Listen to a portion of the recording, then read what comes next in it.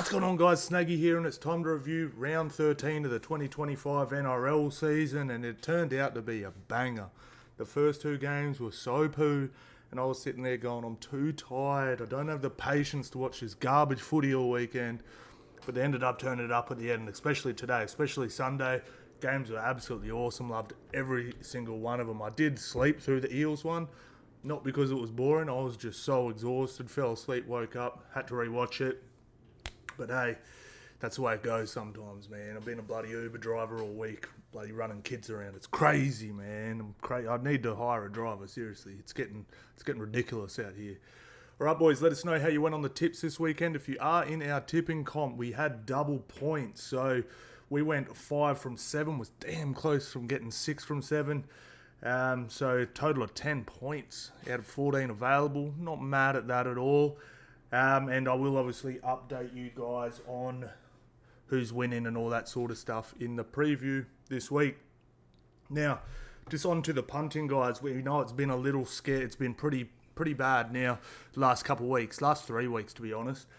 So obviously had a strategy that had worked all last year, worked for the start of this year, and has been failing pretty miserably. Now the reason why I hadn't changed it is you don't just change your strategy because you've had a bad weekend or two. You know what I mean? There's just that happens. That's very, very common. But it is definitely becoming too predictable to predict outcomes for individual teams. So what I will be doing from next week, I'm definitely just going to have to be going overs and unders in tries for totals and in halves. Not so much predicting how many tries X team will score in halves and totals in games and all that sort of stuff. The tries are coming. The overs and unders are actually relatively predictable. Weren't today, but for example, these two games here we're looking at, the score should have been flipped. Every piece of data I could possibly find said this game here should have this scoreline here, the Parramatta Eels scoreline, and every piece of data the other way around. And I had unders on this one, overs on this one. So it's not perfect, but for every other game we would have cashed and we only would have missed 2. So that's what we're going to have to look at doing next week on. And hopefully it will be good. It's just you don't get quite as good odds. So normally you get 205 to 220, something like that. Some of these might come in about $1.90, something along those lines. So we'll see how we go. Pretty confident. But yeah, that's punting, man. That's punting. We keep trucking on, boys. We keep trucking on. At least normally when the tips start falling, which they did, usually the punts aren't too far behind. So we'll definitely start cashing very soon. Now let's have a look at the ladder. Let's see if this is updated. It has not. Let's come over here. All right. Now, Raiders fans, you're actually on top of the table. You've got more wins than the Doggies. 10 wins. You have not had a bye yet. Doggies have had 2, and they're only 2 points ahead of you. How cool is that? Doggies on top. That is absolutely crazy. I mean, it's Raiders on top. That is absolutely insane. It's almost looking like, out of all the content creators, I think I had Raiders the highest. I had them about 8th. I think 7th or 8th. Pretty sure 8th. And I was like, that's about their ceiling to me, you know? Like, I think they're going to have a really good year, but it looked like they're probably going to come 7th or 8th. And now even that's looking silly. People had them for the spoon. I saw people having them in the bottom 4. I was getting laughed at for putting them in 8th.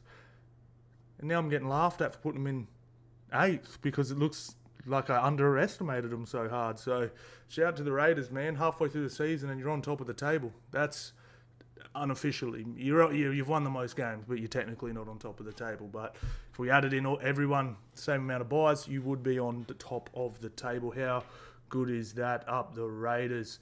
Then we also have the Warriors on 20 points as well. Storm on 18, rounding out the top 4. Then we go Sharkies on 16 points. Cowboys on 15, Eagles, Dragons both on 14, rounding out the 8.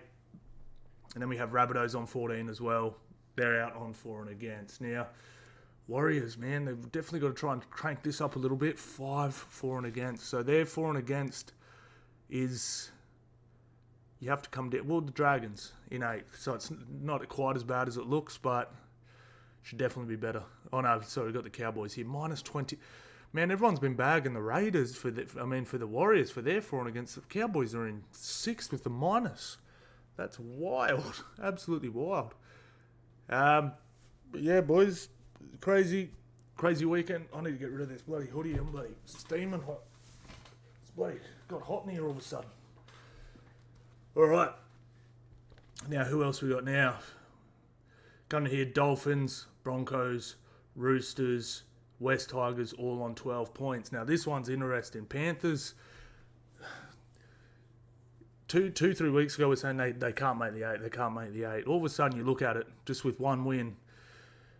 They've got the Tigers next week. If they beat the Tigers, they're obviously going to jump them, but they'll probably jump another team or two as well. They're going to be in about 10th or 11th if they win. And then I'm pretty sure they go into a bye. They're going to be close to top 8. If they win next week, they're going to be damn near in the top 8, which is absolutely insane. And then we have the Knights, Eels and Titans on the bottom of the table. Now, I have Titans for wooden spoon.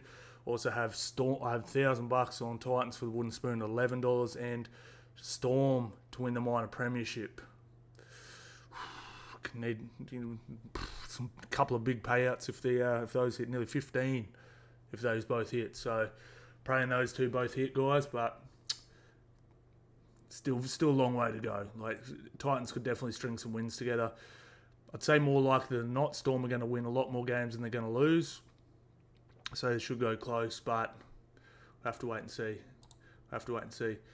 Dragons versus the Knights. Let's talk about the positives first. The Dragons, man, I'm liking all their young frauds, man. Like, so we've got this Hamish Stewart guy, love him. Egan, he didn't play, but love him. Love the Couchman brothers.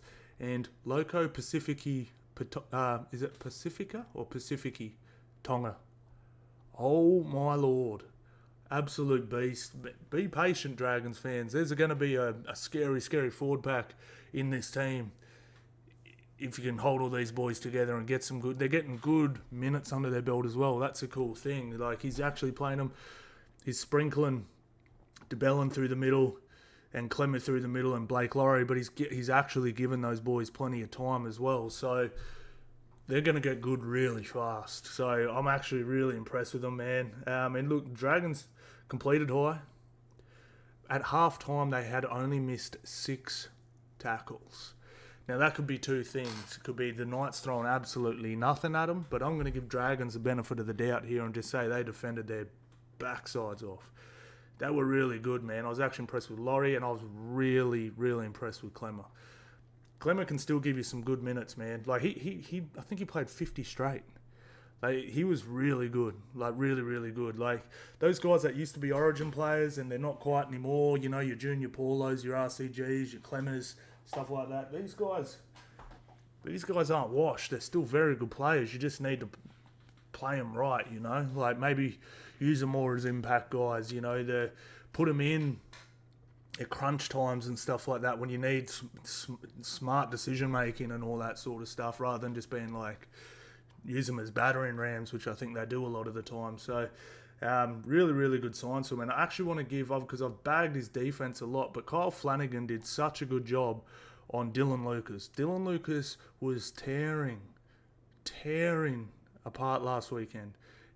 I saw him get his body in front and just makes about 5 or 6 really good one-on-one tackles, or at least make good contact until help came. It's really, really good. I was really impressed. So, yeah, shout out to the Dragons. I thought this was an awesome win from them. On to the Knights. Look, man. So I've just taken a bunch of notes. So I've written down all that stuff I just spoke about, right? Under the Knights, I've just put the poo emoji. That's my notes. The poo emoji. And I was sitting there going, I don't know what's wrong with this team. I can't put my finger on it and all that sort of stuff. Then I saw the press conference and I saw him blaming the Origin schedule. Number one, bro, you had one player, just like the other team did. Like, it's the coach, man. It's the coach. I honestly think with Dylan Brown coming there, Kalen Ponga there, he's got to go. They've got to clean this roster out. Full rebuild, Parramatta style, Bulldog style, gut it, start again. With the core guys you want to build around, because he sort of had his job saved a few times with good runs into the finals. But, like, bro, I've been watching Penrith like a hawk. They've lost up to 7 players at times. I've never once heard Cleary go, yeah, we got done by Origin. Like, they've lost heaps of games around Origin time. I've never heard him complain. He's never blamed the schedule with 7 players out. You're sitting there having a crack at the schedule. It just shows me the attitude, man. Like, he's shifting blame.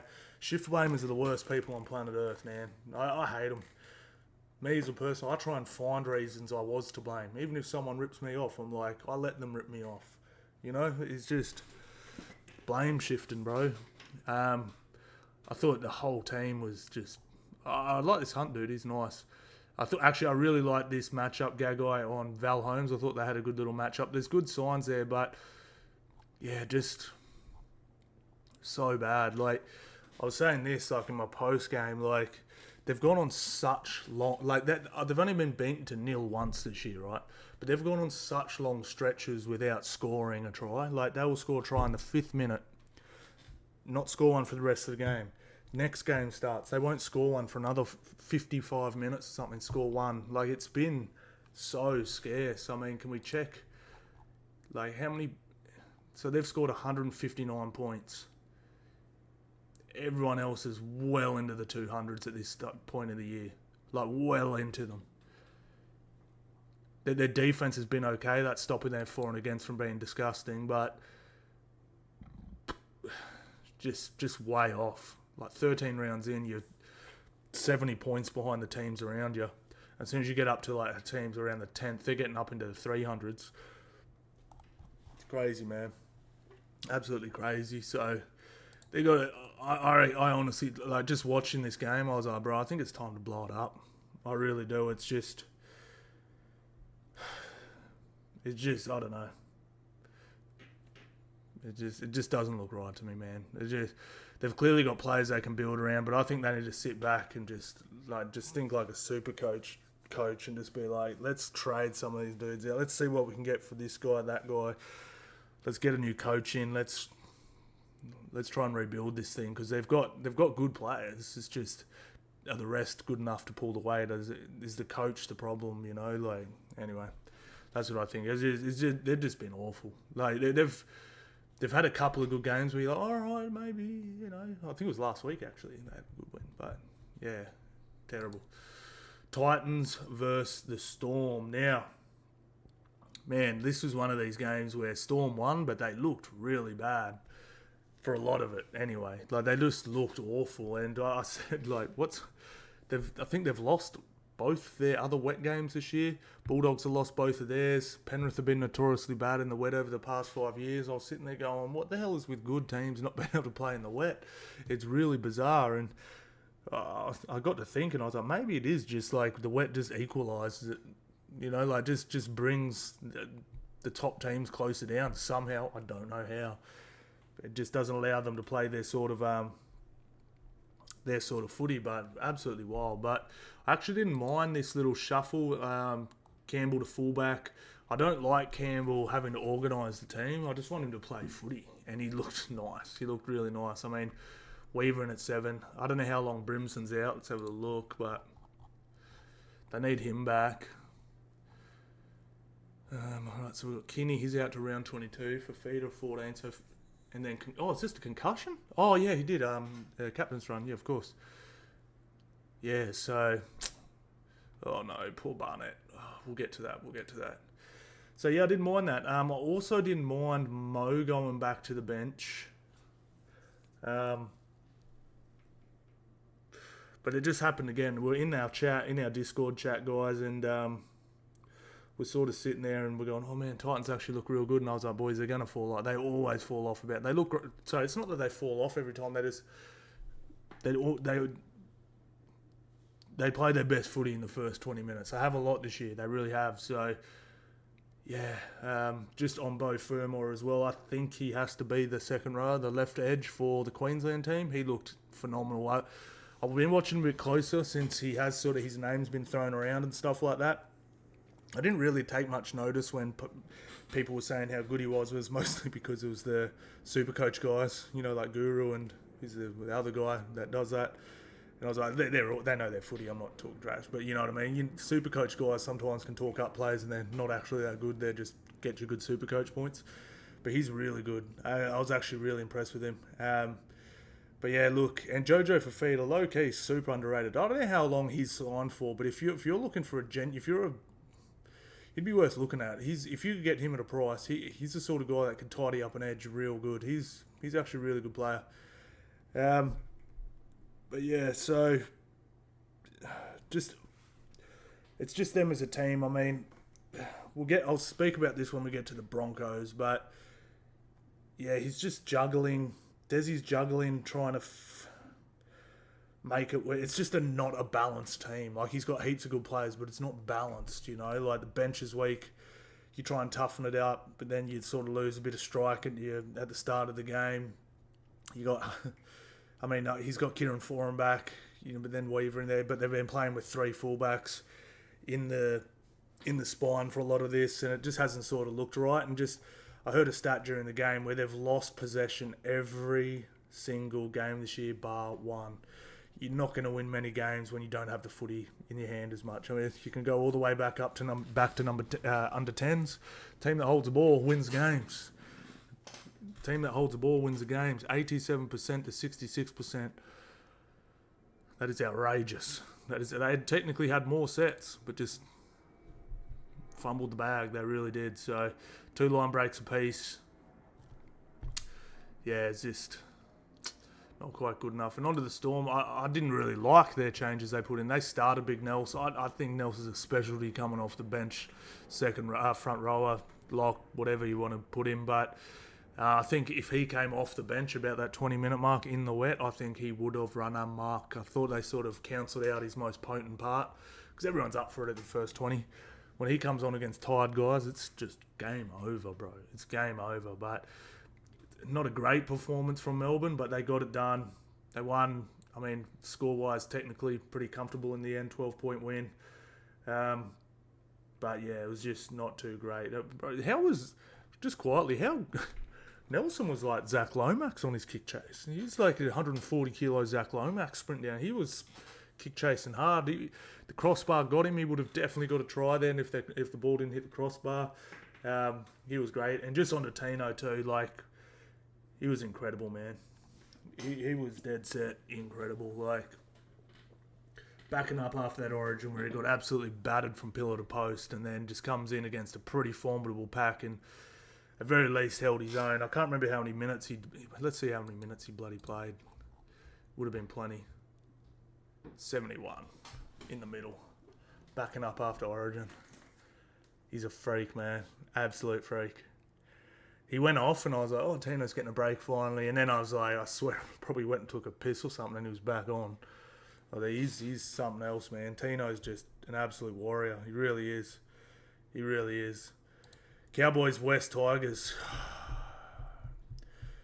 I need to sip before I get into this one. This is one of these games where Cowboys will take the dub, but they know they got a little lucky here. They got real lucky.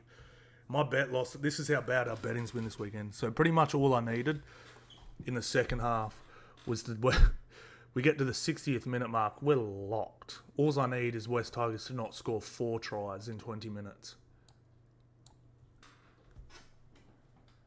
I'm cursed. I was sitting there counting my money. Yeah, I'm getting a bit. Nah, bro. Footy gods had other ideas.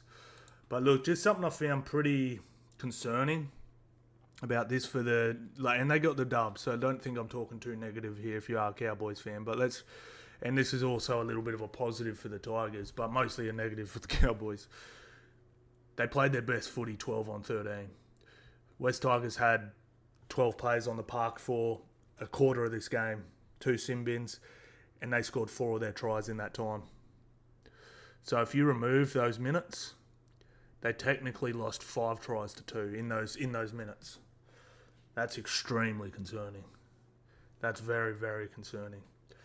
And someone said, oh, the Origin stars were tired towards the end of the game. Yeah. But if I was actually thinking in the first, when they scored that first try, Bateman scored in the 13th minute, I actually felt like Tigers were defending them super comfortably for a lot of that, and I actually felt like there was parts where they actually looked a little better, not like dramatically better, but I was sitting there going, Tigers look up for this, and then it was sort of try, and then another try, like the sin bin. I was like, okay, Cowboys will run away with it here. But no, they really didn't. It was definitely one of those wins where you sort of like, yeah, we'll take it, but geez, going to have to be better. We really will. We really do. So, now look, just on to the State of Origin chat as well. We just mentioned Fermor. I think Nanai goes to the right edge. He looks nice there. And then Ruben Cotter through the middle. I think if you watch this game, Ruben Cotter has to be in the middle. I don't have the stat up, but if we actually if you look at the ruck speed of the State of Origin game, it nearly 4 second play the balls. So my State of Origin front row would go Paddy, Tino, Ruben Cotter in the middle, Fermor left, Nanai right. It's young, it's fast, it's good, it's Don, it's good. I love it, absolutely love it. Ruben Cotter through the middle, those little legs, leg speed, bro, leg speed. It's all about leg speed. So yeah, we'll see how that plays out, and then just obviously on to Dearden. Now this is a problem, right? Like Dearden's clearly been the better player, I guess you could sort of say, this year, but we'll have to see how it sort of plays out. I'm cool with Cherry Evans getting a chance to redeem himself. But it's obviously up to Billy what he does, but I'm not too sure how that will sort of play out. But yeah, I'm cool either way. I think a champion gets a chance to go out on his shield, but there's a good possibility you're going to be giving up that shield again if you do select Cherry Evans again there. So yeah, it'll be interesting. But look, good win, Cowboys, but geez, I wasn't very impressed with a lot of that game. Looked great in those when they had a man up, but really, really mediocre at the rest. I mean, these tries are way too close together. But I will give them a little pass. They did have plenty of State of Origins players playing, and Tigers were pretty hungry for a win, all that sort of stuff. But yeah, shout out to the Cowboys just. On to the Eagles versus the Broncos, boys. Now, I have a question for you with the Broncos here, but we'll get to it. All right, so 6 tries to 1, absolute hiding, 34-6. I mean, you can go through these stats. They got beaten everywhere. An extra 10 minutes in possession, 1,800 and 1,400 post-contact. You got Payne Haas and Paddy Carrigan in the team, for God's sake. 6 line breaks, 2, 22 tackle breaks. They won the tackle breaks. 1 average set distance too. That's wild. And they had a pretty fast play the ball too. But man, let's talk about Manly first, right? Lehigh Hopewadi, bro. I said this from the start. Been saying this since last year. I think he might be the best Hopewadi yet. My dad always said, be careful of the youngest brother. He's had to put up with all his older brothers. He's been bullied, bashed. He's always the toughest prick out there. He's either always be careful of a dude named Junior, and the youngest brother in a big family of boys. He's always the toughest prick. And he's tiny. He'd be 82 kilos. He is so tough, man. That ball he threw, he's special, man. Everyone wants to throw him in at fullback right now. I'm cool with him doing his apprenticeship on the wing under Turbo. Like people do this a lot. They did it with Jaden Campbell as well. While the young bucks' bodies are developing, man, let him chill, man. No need. He's gonna have a good long career. Why throw him into the wolves straight away and put the whole pressure of the team on his head? Let him develop, man. Let him see the game. Let him get used to the speed, all that stuff. Just chill with all that chat of dropping Turbo or move. Just chill. Turbo's a weapon. Turbo is the best fullback when he's fit. He's just never fit. So we need to chill on that chat a little bit. But, man, he is an absolute weapon. I thought this kid here was real good too. It was Clayton. He's nice. And I thought Tommy Talau was pretty nice too. Cherry Evans obviously got a phone call. Hey, man, spots on the line, bro. You're going to have to step up. He was absolutely incredible. 4-pack matched it. This team is substantially better. I've been saying, hey boys, if you've been watching my videos, how many times have I checked to see when Croker's coming back? Way better with the genuine, experienced number 9. Super underrated there. Ola Kawatu, absolute monster. I like Jazz Tavanga in the lock position just while Jakey's out. Look, really good performance. They were great. On to the Broncos. Now, we just spoke about the Titans. We just saw the Eels play, put up a real good performance. We've seen how good, successful the Doggies are. I did say what I'm about to say on my TikTok, but a much shorter version. I almost think this Broncos team needs to be blown up. I really don't like when they say, oh, it's easy to replace the coach than it is the players. So, this is a $100 million franchise. You don't go, maybe he will get the best out of the players we've bought. To me, the coach needs to have the players he wants in the team. You know, I love what Bulldogs did, how they went, you're not Bulldogs. Go get me him, and him. And all the time we're all like, what the hell are these players the Bulldogs are signing? Worked out all right, didn't it? Parramatta the same. What are you doing? Get rid of Gutho. Why have you got 3 genuine graders who have been on the fringe of state of origin before playing in New South Wales Cup, and all of a sudden they're looking pretty damn good? Far from a finished product, but they're doing it faster than the Bulldogs were. Bulldogs took about 9 steps back to take 12 forward now. Parramatta have taken 1 step back, and look, they definitely look better than last year, put it that way. They actually look pretty good. Then we look at the Titans and the Broncos, who have just got that old head coach and gone, he'll get the best out of them. I don't think it's the way to go anymore, man. I don't think a coach can come in now, Wayne Bennett excluded, and just go, he'll get the best out of him. I don't think it works, man. I think you need to, if you want to get that dude in, you have to do not a full rebuild, but like, look, man, there's clearly players in here not pulling their weight. I mean, look, you could probably get some value out of these guys, you know, like guys like Jordan Ricky, like he's great for modelling the new drops of your new tees and all that sort of stuff, right? He's a good looking bloke. A lot of girls go to the games to watch him. But you get what I mean? Like, there's clearly players like Paddy you want to build around, Payne you want to build around. Obviously, Reece, when he gets back to his best. Like, there's guys here you can build around, but surely there's some guys here that just aren't towing the like, and you can tell at training who's doing extras, who's doing this, who's eating right, who's coming in fit, all that sort of stuff. Get rid of the dead weight, bring in guys that there are so many guys and juniors and all these everywhere, guys that haven't had a crack yet, that would, the biggest dream would be on to just put on that jersey. And I feel like there's quite a few players here that are just, it's like, it's my jersey, no one's taking it off me, you know. This is what it looks like to me, man. It really does. Now, they do have some players out and they do get some back, so I'm expecting them. I did say this at study. I think I said this about them and the Warriors. I think they'll play their best footy after Origin, but still, the G Train, Reece Walsh, Ben Hunt, all sort of due back in the next week or so. So that will help. Definitely will help. I low-key underrated how he was very good at the start of the year. Jack G-Train.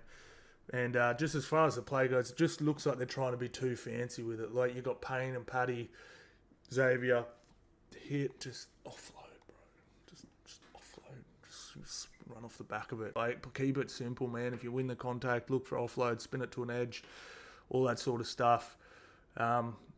Just trying to play at the back too much, trying to win fancy, and it's just not working. So, look, and Reynolds said it after the game. I was watching the presser. There's a good team in there. Absolutely, there's a good team in there. I've watched these guys train. I've been there, seen them in person. They're fast, they're slick, they're a really good team. It's just not converting to it's not converting from the training paddock to the big stage, you know. So a lot of work to do. And just on to Manly quickly, just finish off with them. I just really hope, like, they're going win-loss at the moment. They've got to find this consistency. They are just, Manly fans are losing their fingernails. They're getting receding hairlines. Their blood pressure's through the roof. Like, Manly, can you just win some, drop games, bro? But can you just win a few in a row? Like, just stop doing this to your fans. It's just the consistency. I think they won their first game convincingly. It might have been their second. And I think Jake said, yeah, oh, cool, we won comfortably. But that's not our issue. We need to win them more regularly. We need to win consistently. He said, we've never had trouble winning playing good footy. It's playing good footy consistently. So, I don't know, man. I was pretty high on them at the start of the year. They do have plenty of players out from memory, and they should start to get some back. So, Aloia's just done his bloody shoulder. Turbo back, he'll be back next week. So, round 25, Takao calf. And okay, so not as many out as I thought there was. There definitely was more out. Croker would have been in there. Lodge, a few others. So, they've got a few back now. It's time to start racking up some wins, boys, if you genuinely want to be a threat this year. Because right now it's just looking like last year, and that's not going to get you anywhere, is it? Man, this game was actually awesome. Now let's talk about the Barnett injury. Who comes in for him, boys? Who comes in for Barnett? I'm praying for Barnett. I will literally say a prayer for him tonight that it is just an MCL and a few weeks out. He 100% does not deserve to... Well, it's just cost him 60 grand, 2 State of Origin games. That sucks. It's a rough sport, isn't it? It's a tough old sport, man. I like Keon to come in. We saw him in this game. He's tough, bro. Let's have a look at what numbers he put up today. I haven't looked at these, by the way, but I'm almost guaranteed they're going to be bloody good. Keon, 80 minutes in the middle. That was unheard of 5 years ago. Like that, this has never been done, boys. Maybe it has, but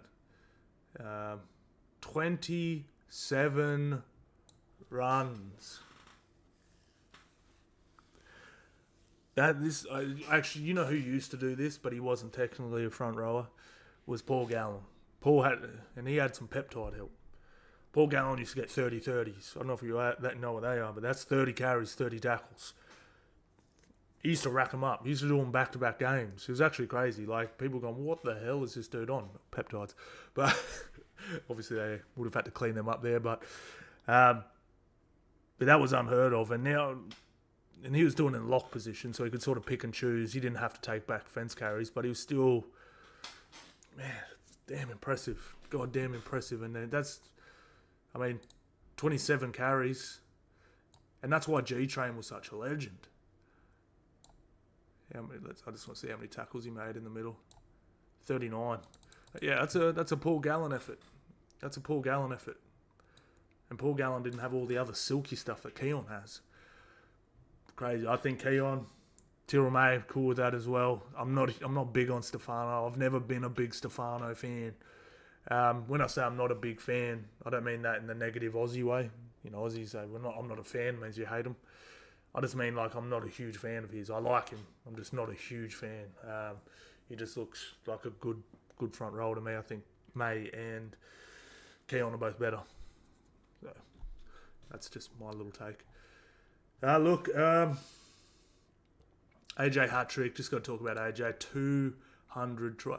Now, when AJ actually messaged me after this, I said, thanks for all the good times and all the money you've won me over the years.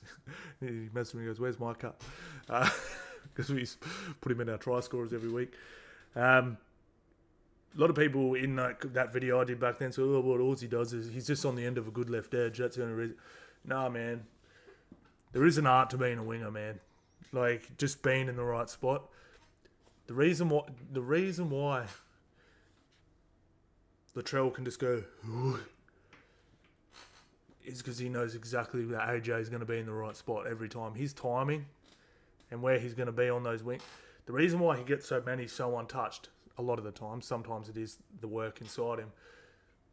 He's coming onto the ball at the perfect time, and it literally gives the inside not a chance. You see a lot of wingers jumping up, grabbing, not quite there, reaching behind him to grab it. Then they've got to run and do this big dive.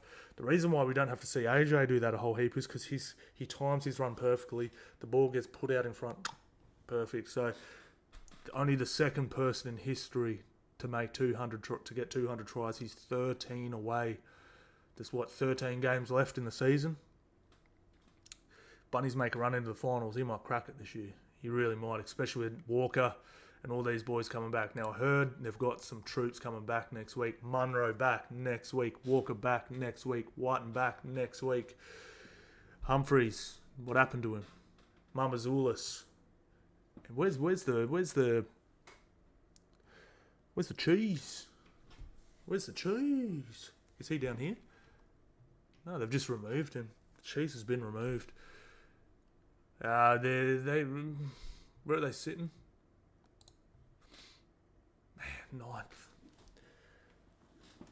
People were 3 games into the season. People were taking them for the spoon because the injuries were insane, and we're sitting there going, "Who's this dude? Who's that dude?" And all of a sudden, they just look good, man. Like, I know they lost this game, but they look good in this game. Warriors played actually one of the. I personally think Warriors played one of their better games. This is probably one of the best teams the Warriors have fielded as well. They're coming second. And Rabbitohs really pushed them. Like, I thought the Warriors, like, the things I've been not bagging, but a little critical on the Warriors for, I thought they fixed, and they still nearly got beaten, you know. Like, that it was a really good effort from them. I thought the difference was the back three. I don't know what their numbers were, but they surely have to be pretty insane. The bloody Keon, Dallin. Oh. Not even Dallin or RTS. Just all CNK. 342 metres.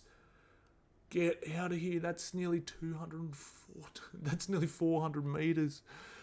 That is absolutely... He had an absolutely awesome... He was incredible.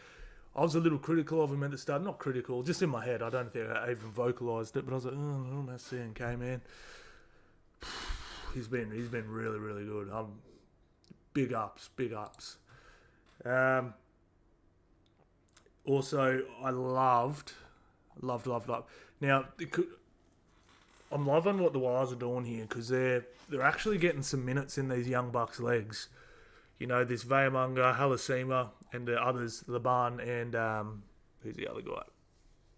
He's not playing, but they're actually getting some pretty good minutes in their legs. Man, Warriors are going to be a problem next year. Like, right now, to me, the Warriors are a slight issue. Like, you know, like, I wouldn't quite call them a problem. Like, teams are going to have a serious problem with them.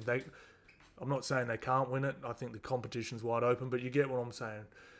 Metcalf a full year at half, learning his craft, getting the minutes in these young guys, getting all their combinations together.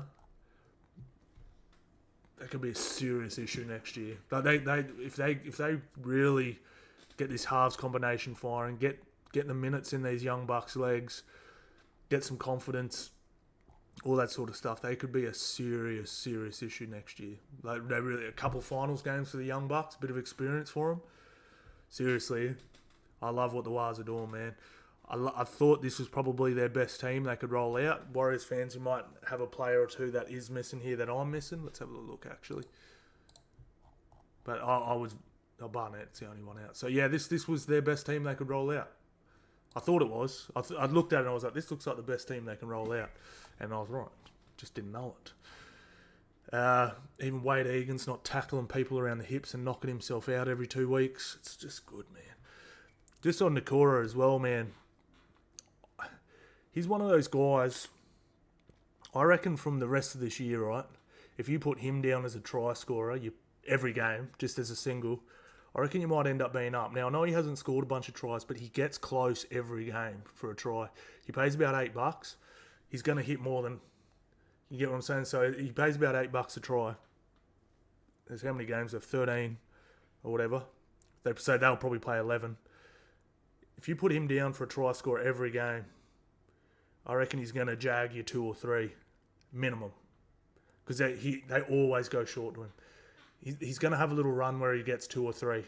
You know, like they're just going to play a weak edge or whatever.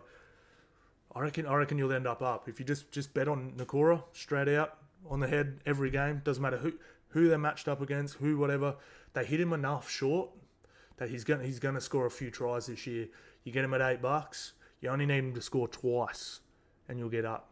He's been paying between $6 and $8, depending on who they're playing. Just a little thought there. Just a little thought. Yeah, and so the things I was a little critical of the Wars were, one, weren't offloading enough, and then they scored that beautiful try. Munga comes off, gets it out to Halasima, I believe. He scores. They're winning almost all their contact. They need to get the ball out the back and spin it, especially when you got, like, I'd say, inexperienced halves. It's the way to go, man. You don't need to run these slick plays. You don't need to do all that stuff if you're winning contact. It's a simple game, but up the wires. On to the Eels versus Panthers. Now, I did fall asleep on this game, and I sort of had to watch it. Like, I rewatched it, and I think this had a bit of it was a spoon bowl, but it had a bit of a finals feel. If it was actually on a knife's edge the whole time, super low scoring, but just, yeah, it was good footy. It was just, I just really enjoyed it. I just really enjoyed it. Now, man, we're talking about this. So Cleary missed those 3 goals, right? Cleary missed those 3 goals at State of Origin. They kept putting his stats up on the. He's only missed 3 this year. He missed the same amount of goals in State of Origin than he's missed all year. He's been sniping them, bros.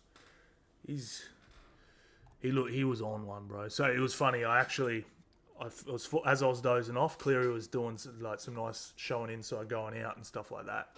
Nothing came off, and then I dozed off and I sort of woke up. How long to go? And it was about the 70th minute. I was like, oh no, missed most of the game. Cleary gets the ball, 40-20 off the outside of the boot. Oh, boom, right, scores. I was like, oh man. On Panthers, good luck, chum. I just need to be awake and Panthers win. But look, I thought Eels were really good, man. Like, Eels, I know they lost, but I thought Panthers threw a lot at them, and they really went with them. And, man, I was, completed high, nearly matched it in metres. You know, they're a big bopper short, but, man, I like it. Now, if they get Sanders from the Roosters, I think he's going to complement Moses real nice. We just watched... He looked really good in this Raiders game. When they get big fella back, I was really hoping this guy... We just spoke about the Warriors getting some minutes in the big fella's legs. This guy here, where is he? Tuivati. He looks really, really good. Hopefully he can come back round 19 and he can get a good 7 or 8 get good games under his belt for next year. He looks like a real goer. Him coming off the bench... can ease the load on Junior Paulo a bit. Junior's getting on, obviously. I really like him. He's going to be a good one. He looks, yeah, he's good. So, Parramatta could really build here. I know it's a loss, but if they can just go on a nice run, you know, they could technically make the final still, which is wild. Go on a nice little run, you know, I think they can build into next year pretty good if they get Sanders. Probably, like I said, a big bopper short, all that sort of stuff. But yeah, they don't look too bad. I'm pretty impressed with them. From how bad they looked at the start of the year, I have almost, with how good Riles he's turned it around, I have good faith that he's going to be able to build Parramatta into a good club. So if you are a Parramatta fan, don't worry too much about this year. I reckon I think your club's in good hands. I really do. Bro. I've just written down, though, the kicking masterclasses these two put on. Now, one of the bros in the comments said, oh, man, it was boring. It was just a game of force. But that, if you're a halfback, a junior halfback watching that game, you're just, frapping. They were both, it was, literally what he said. But like I said, obviously the bro didn't want to sit there and watch halves kick. He wanted to watch big dudes run into each other. But it was a pretty good masterclass from both these dudes. It was good kick, good kick, good kick, good kick. Some of the kicks that Moses put up, I was super impressed with. But yeah, it was to me, who loves good halves play, I was pretty impressed with both. Origin teammates going head to head 4 days later, and Cleary got the bickies, but yeah, wow, it was pretty cool to watch. Now look, on to the Panthers overall. Look, I know this might sound crazy. I just feel like the Panthers are playing with 7 players and the rest are just not quite up to standard or up to scratch. I know it sort of sounds bad, but I don't think Jenkins plays in the starting lineup of just about any other team in the comp. I don't think he plays for Parramatta if he's in their squad. You know, Tungal's just so far off the pace. McLean's gonna be a weapon. Like, just to put it in perspective, like he looks better. He's 18, I think, just turned 19. He actually looks better than Stephen Crichton did at that age. And you know what I mean? Like, people are like, man, he's trash. He's not. Go watch Crichton's first year. He was getting bent over by guys like Wong or Blake and stuff. Absolutely pumped. This McLean dude's going to be good, but he's a year off. You know, Blaze, a year off.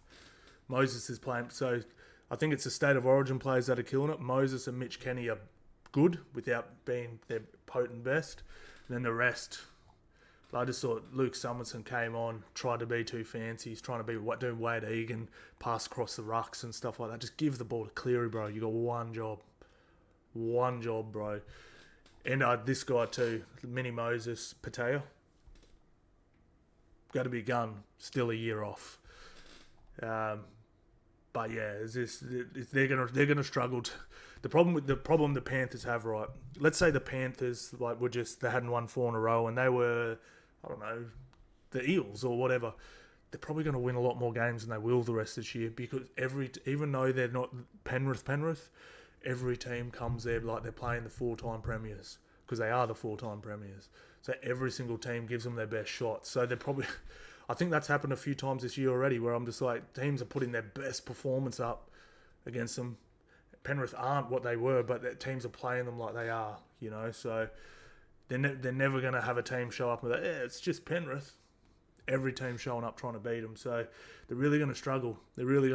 I think they can do it. They've got 13 really good players. They've got 9 really good players, and the rest are just... Oh, no, sorry, is it 7?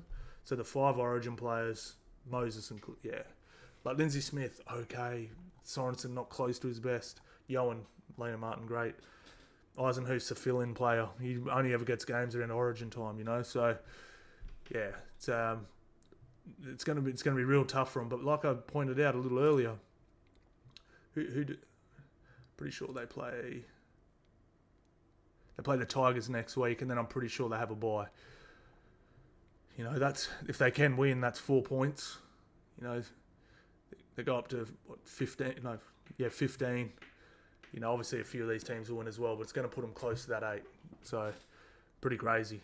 On to the Raiders versus the Roosters. What a game to finish the round. How good was this game, boys? Now, look, I thought Roosters looked incredible in this for the first half. Wait, haven't finished. Other than their errors. Just remove those. I thought their first contact was good. Their line speed was good. Their goal line defense was good. All that stuff. All the good stuff that makes a good rugby league team. But I don't know what it is about the Roosters. They just have this thing where every team makes errors. They always make them in the worst spots. It's like, dude, like, how many times can you drop the ball on your own 20 in a season?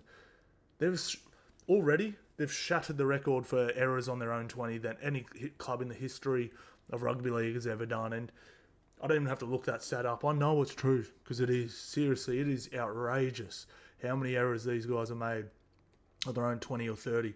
And I think that's what bit them in the end. Like, they were ahead after all that, but I felt like they ran out of steam. All that sort of stuff towards the end. Canberra came over the top of them and ended up getting it just. But yeah, it was just, if they made half the errors on their own 30, I think they win this game, even comfortably. Like, they were incredible, minus the errors. They were really good. So I don't know what Tupou was up to in this game, but he was selling something fierce. I don't know what he was thinking before he scored that try. That was nearly one of the greatest bomb tries of all time. They gave him 2 chances at it, and he still didn't jump over the line. It was wild, but anyway. Billy Smith, bro, how good is he? Toya, good. Mark, I love him. He's so good, but geez, he's gonna drop a ball or 2 a game. He just is. I don't know if it's one of those fixable ones, like, you know, he's just dropping it because he's a little nervous or whatever, but he's had some stinkers. I thought Sandon Smith and Savala were really good in this. I thought Lindsay Collins was actually much improved from Origin and the game before that. So it was pretty solid. Watson, Spence were both really good. Steep was pretty good. And Egan Butcher was incredible, but then again, he dropped a ball at a really crucial time, 30 metres out from his own line. So, dude, can you make an error over there sort of halfway? Like, why do they have to be on the 30-metre line? Come on. But look, Roosters, they look good, man. I'm actually really impressed with them. This is the first time in a long time they don't have a premiership winning roster. By the way, Joey Manu was at the game. Just saying, boys. Just saying, Joey Manu was there. And I was really, really tested whether whether Robbo was a fraud, because he has literally never coached a non-premiership squad before, and man, he's doing great. He's doing pretty good. They could definitely be higher, but they seem to be headed in the right direction. They're winning lots of games lately. They got pumped a bit at the start of the year, but it's looking way better. It really is. So Robert Toya looks like a weapon. Mark just need to fix his hands up, and they just tidy those errors up, man. Look at this, man. Of course you lost. Right, and then the Raiders only fail on 6 sets of the whole set. They completed 11 more sets than you, and you nearly won. That's what I was sort of saying. I felt like they sort of, their goal on defense was incredible in this game. Their first contact was great. They won so many more. The Raiders pack's been bashing people, and they dead set won just every piece of contact. It was a really good effort. Roosters, great. Now let's get on to the Raiders. Now that we got a little look into their future, and it was pretty cool. Keogh Weeks, what's he, under 21? Sanders, 21. Strange, 20. And then Owen Paddy, who was meant to start, but came on and he was incredible. Let's see, 20? 21. So we got a little look into the future of the Raiders, and I was pretty impressed. I've been saying this for a while. Everyone's just, Galvin, but it's obviously, the Bulldogs own the media at the moment pretty much, with Gus, 360 levels, Graham's show, whatever that's called. I can't remember what it's called. All we get Bulldogs chat in all the media these days. I genuinely think Ethan Strange is substantially better and is going to be substantially better. He is so strong, so incredible. I don't know who is doing the Raiders strength and conditioning, but hook a brother up. This Tamale dude hip tossed Lindsay Collins 15 metres. I don't know what Strange has been eating, but he's absolutely... Tomoko is untackleable one-on-one, even if you're front row. Chris is... And then Ethan Strange, I don't know, like I said, I don't know who is doing their strength and conditioning, but sign a brother up because they are so strong.